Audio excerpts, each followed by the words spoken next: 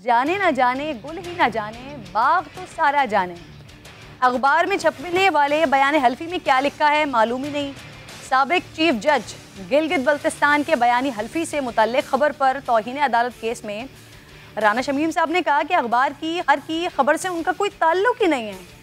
London वाले बयान हल्फी में क्या लिखा ये भी देखकर ही बता सकते हैं। अखबार ने भी खबर छापने के बाद राब्ता किया था। अटॉर्नी जनरल ने राना शमीम से मुखातिब हुए और पूछा क्या आपका कोई बयान हल्फी मौजूद भी है या नहीं। राना शमीम ने नाजरीन इस सवाल पर कोई जवाब नहीं दिया। अटॉर्नी जनरल ने राना शमीम के आज के बयान को रिकॉर्ड का हिस्सा बनाने की सदा की और कहा एक शख्स कह रहा है कि पिछले महीने क्या लिखा उसे कुछ याद नहीं है तो उसे कैसे याद हो सकता है 3 साल पहले चीफ जस्टिस पाकिस्तान ने क्या कहा था। ये अदलिया को बदनाम करने की सोची समझी साजिश लगती है। अटॉर्नी जनरल ने कहा कि केस में अखबार का किरदार सानवी हो गया है। असल कार्रवाई राना शमीम के खिलाफ होनी चाहिए। चीफ जस्टिस अतर मिनुल्लाह ने रिमार्क्स दिए कि राना शमीम के बयान से मामला मजीद पेचीदा हो गया है। राना शमीम शो कॉज के जवाब के साथ असल बयान हल्फी अगर कोई मौजूद है तो 7 दिसंबर तक जमा करवाएं। अगर बयान हल्फी वैसा ना निकला जो खबर में था तो अखबार पर भी भारी जिम्मेदारी आयद होगी। इस पर के लिए राना अहमद मुझे ज्वाइन कर चुके हैं, वकील भी हैं, बेटे भी हैं राना शमीम के। बहुत बहुत शुक्रिया आपका अहमद साहब। सबसे पहले तो ये कह दीजिए कि राना शमीम ने अदालत को बताया कि उन्हें मालूम ही नहीं है अखबार में छपने वाली खबर में कौन सा हलफनामा शाया हुआ है। आप उनके वकील, आप खुद भी इस खबर पर दर्जनों प्रोग्राम्स कर चुके हैं सर, और राना साहब ने भी अपने पहले रिएक्शन में मीडिया नुमाइंदगान को कहा था कि वो सहाफ़ी से की गई अपनी गुफ्तगू पर कायम है, तो उन्हें कैसे नहीं मालूम खबर में क्या था क्या नहीं है। देखिए जी, मैं इतना बता दूं, उन्होंने जो भी कोर्ट में कहा है उन्होंने मुझसे डिस्कस नहीं किया, तो उस पर मैं कोई कमेंट नहीं दे सकता। आई एम सॉरी, उस पर मैं कुछ नहीं कह सकूँगा, पहले ही बता दूं आपको, क्योंकि जब कोर्ट की प्रोसीडिंग चल रही थी मैं कोर्ट में नहीं था, बाहर इंतजार कर रहा था। अहमद साहब, अखबार में सर हलफनामा का जो भी कंटेंट शामिल किया गया है आप तो खुद इस पर बात करते हैं।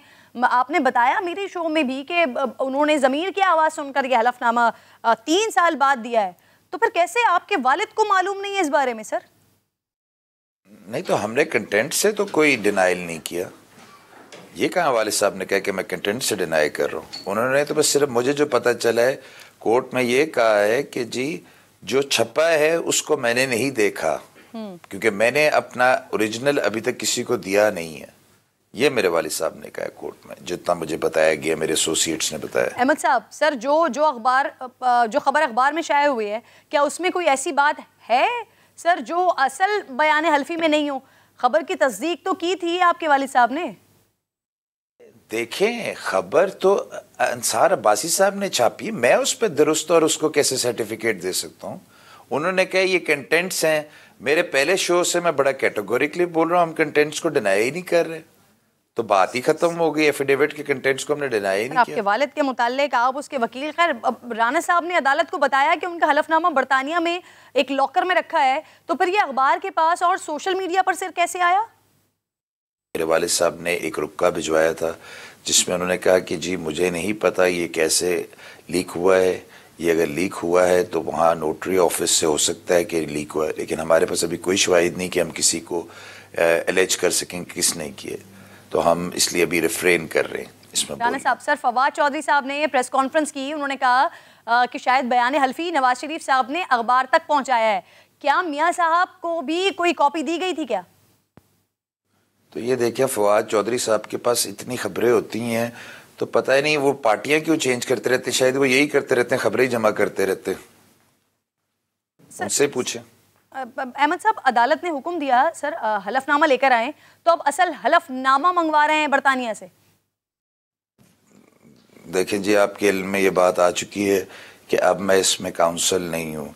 लीडिंग काउंसिल जो है, मैं पार्ट ऑफ द टीम हूँ लीगल टीम का, लेकिन लीडिंग काउंसिल जो है लतीफ़ अफरीदी साहब है।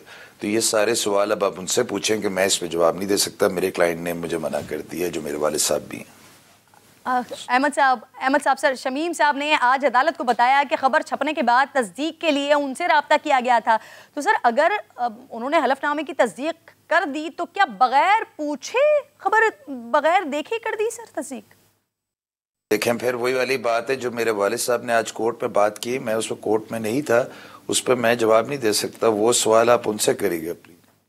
सर अब आपका भी नवाज शरीफ साहब से रब्ता रहा है, तो क्या इस बयान हल्फी के सामने आने के बाद कोई रब्ता हुआ है मरियम नवाज साहिबा से या नवाज शरीफ साहब से? देखिए मैं पहले फिर क्लियर कर दूं, जब मैं असिस्टेंट एडवोकेट जनरल पंजाब था तो उस वक्त मेरे कोलीग्स आए कि हमने नवाज शरीफ साहब से मिलने जेल में जाना है। उनमें से किसी का कोई काम होएगा कि जी कोई लीगल उनसे बात करनी होगी, तो उन्होंने कहा हम एज ए टीम जाएंगे। तो हम जितने असिस्टेंट एडवोकेट जनरल अवेलेबल उस वक्त अवेलेबल थे वो सारे एज ए टीम गए थे, तो वहां मेरी मुलाकात हुई थी। सेकेंडली उसके बाद अब मेरे पे किसी ने मुझसे मुलाकात या मुझसे कोई बात की? नहीं जी, मुझसे किसी ने कोई बात नहीं। अब अहमद साहब, सर कौमी असम्बली की कायमा कमेटी बराए इत्तलात और नशरियात के चेयरमैन जावेद लतीफ़ साहब ने भी राना शमीम साहब को 22 नवंबर को तलब किया था, वहां भी वो नहीं गए सर, क्यों? देखें जी, वो कायमा कमेटी कोई कोर्ट तो नहीं है ना कोई कॉन्स्टिट्यूशनल फोरम है। हाँ। वो एक पार्लियामेंट के लिए उन्होंने कमेटी बनाई हुई है। अब मेरे वालिद साहब की मर्जी कि अगर वो चाहते तो वहाँ पेश हो जाए, लेकिन उनके ऊपर कोई ऑब्लिगेशन नहीं है। हाँ, कोर्ट में एक ऑब्लिगेशन है, ही है, वो रिटायर्ड चीफ जज रह चुके हैं सुप्रीम अपीलेट कोर्ट के, तो उनके ऊपर बाउंडेड ड्यूटी थी टू अपीयर। उनको इन पर्सन बुलाया गया, उन्होंने जाके कोर्ट को पूरी रिस्पेक्ट दी और कोर्ट के सामने अपीयर हुए आज आपके सामने। अहमद साहब, सर आप भी इससे पहले वालिद की इजाजत से सर कोर्ट में पेश हुए थे ना, तो आपने अदालत को बयान हल्फी से मुतालिक बताया क्या था वैसे? नहीं, उसमें उन्होंने बस यही सवाल किए हैं कि जी ये 3 साल बाद क्यों। उनका एक ही सवाल था जो कोर्ट में मेरी तरफ उन्होंने जब मैं कोर्ट में अपीयर हुआ था और मेरी तरफ रुजू होकर मुझसे भी सवाल किया था कि ये जो 3 साल बाद जमा कराया गया है इंग्लैंड में, इसके साथ प्रिजम्पशन होती है क्या सराई अटैच की जा रही है कि जी ये फेक है। तो मैंने उनको यही जवाब दिया था, no sir it is not, with very categorical reply. तो उन्होंने कहा जी ये कोर्ट की प्रिजम्पशन है, तो मैंने कहा फेयर इनफ, बट उसका हम जवाब दे देंगे इंशाल्लाह अकॉर्डिंग। अहमद साहब बहुत बहुत शुक्रिया, प्रोग्राम में आप साथ मौजूद थे।